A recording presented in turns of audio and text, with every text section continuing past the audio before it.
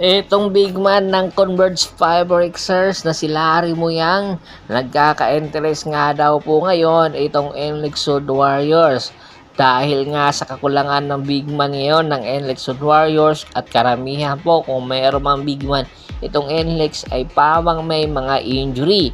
Hindi nga po kakayanin ni Cadil Lane ang kanilang import ng NLEX na siya lang mag-isa nga big man na po pwedeng ipangtapat kina Junmar Fajardo. Kinakailangan talaga ng supporting cast itong si KD Lalin para nang sa ganon ang NLEX Sud Warriors ay makuha ang kanilang number 1 na mitiin ang kampyonato. Sa tulong nitong si Larry Muyang, kung sakasakaling nga po na makuha ito ng NLEX Sud Warriors, ayon sa isang report, kaya daw pakawalan ng NLEX Sud Warriors itong kanilang guard na veterano na si JB Mocon para maging kapalit nitong si Larry Muyang. Si JB Mocon daw ay isa sa mga guard nila na limited minutes lang ang ibinibigay. Nasa maximum po ang kanyang kontrata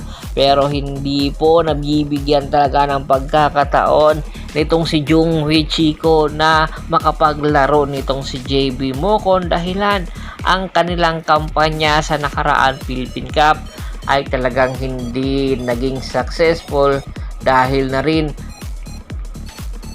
ang kanilang head coach ay malaking posibilidad na papalitan na kung hindi pa rin maganda ang itatakbo ng NLEX. Kaya ngayon pa lang ay pinaggagawa na po ng moves ang NLEX na kinakailangan na makakuha ng mga batang big man na po pwede pong maging katapat ni Junmar Fajardo o magiging defender. Tingin mo ba magiging patas itong si Larry Muyang, magiging kapalit lang nitong si JB Mocon papunta sa Converge?